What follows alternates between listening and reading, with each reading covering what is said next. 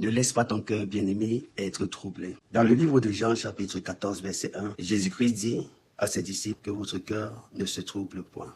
Si Jésus dit ça, c'est tout simplement parce qu'il sait que la vie va essayer de te troubler. Les nuits seront difficiles, les semaines seront insupportables, la pression sera énorme, le retard dans la vie sera réel, il y aura des déceptions, il y aura même des silences de Dieu à un moment donné. Certaines portes te resteront fermées. Et tout ça attaque d'abord ton cœur avant d'attaquer ta pensée. Et je veux que tu saches que si ton cœur est troublé, ta foi deviendra instable. C'est pour cela que la peur trouve sa place dans le cœur. Le doute trouve sa place dans le cœur. Et même les incertitudes. Alors, ce qui me plaît dans ce passage de la parole, c'est que Jésus ne dit pas « il n'y aura pas de problème ». Et j'aime ces paroles de l'apôtre Aflokao qui dit souvent que c'est un danger de croire que le jour où tu as donné ta vie au Seigneur, le diable est mort. Bien-aimé, ne laisse pas ton cœur être affecté. Donc en réalité, ce combat n'est pas le tien, mais ce combat, c'est le combat de Dieu. Dans le verset 2 du chapitre 14, il dit qu'il y a plusieurs demeures dans la maison de mon Père. Alors, bien-aimé, Dieu n'a pas prévu une seule place pour toi.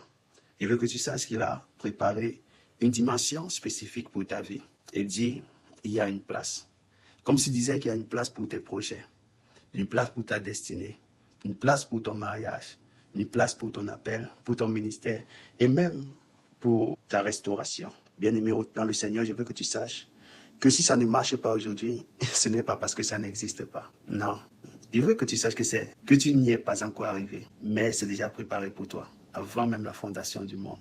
Au verset 3, ce qui me séduit, c'est qu'il dit « Je vais vous préparer une place ». Ça veut dire quoi? Pendant que tu attends, je veux que tu saches que Jésus prépare. Pendant que tu pleures, tu doutes, tu crains, je veux que tu saches que Dieu organise. Pendant que tu doutes, le ciel travaille pour toi. Alors, bien-aimé dans le Seigneur, beaucoup abandonnent très tôt. Oui, beaucoup abandonnent trop tôt. Mais je veux que tu saches que s'ils abandonnent, c'est parce qu'ils pensent que rien ne bouge. Alors que Dieu est tout simplement en train de se positionner.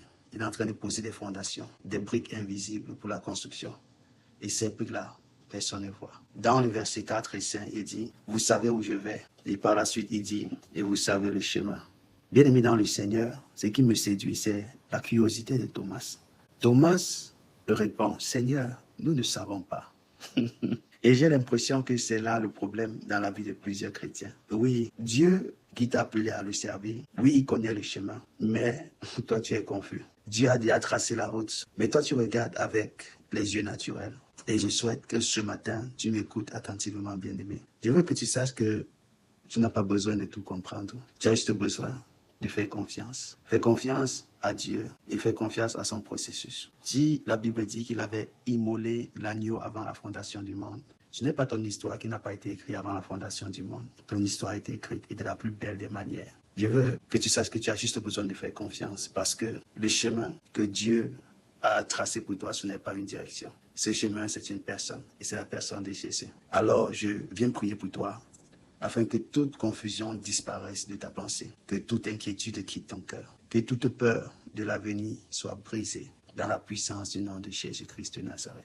Dans le verset 6 de ce même chapitre 14, il dit que là où tu pensais être perdu, c'est là que Dieu est en train de te conduire. Alors, je prie que Dieu te mette à cœur de refuser que ton cœur soit troublé.